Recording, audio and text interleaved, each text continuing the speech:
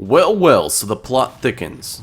So according to sources and leaks, the PlayStation 4K is actually to be called, or is at least codenamed, the PlayStation 4 Neo. And the leaked specs are for the most part similar to what I had predicted, not exactly the same, but very similar. First of all, and most disappointing to me, the 8 Jaguar cores are to be retained, but bumped up to 2.1 GHz. Despite this significant boost, I personally think this is too low for a system that needs to be able to push 1080p 60fps games at current PS4 visuals, especially when 2 of the cores are already dedicated to the operating system. My suspicion is that using 4 Zen cores would have required too much die space, even at 14nm, to make them worth it. Hello kitty cat, why are you meowing at me?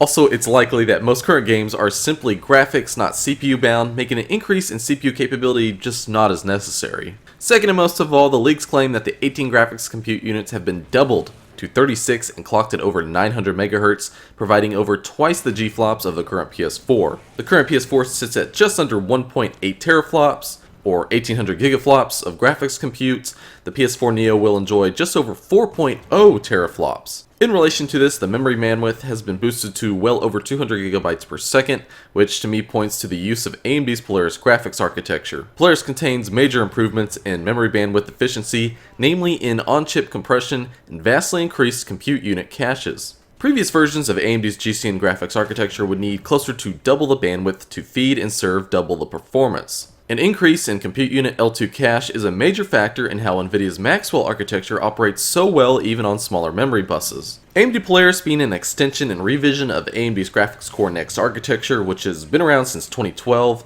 will have no issues running older PS4 titles, and with network updates, should be able to run 1080p 30fps PS4 titles at 60fps as long as they are not CPU limited. Developers can make full use of the PS4 Neo hardware to deliver better graphics and performance, but will be required by Sony to have their software work on the older PS4 hardware, which means anything pushing the PS4 Neo to its limits will really have to be pared back when running on the original PS4. Targeting 2 system specs could make development vastly more expensive, and some PS4 owners very unhappy about not getting the PS4 Neo experience, or vice versa. I believe the 1080p 30fps model for the PS4 and the 1080p 60fps performance model for PS4 Neo to be the smarter way to go.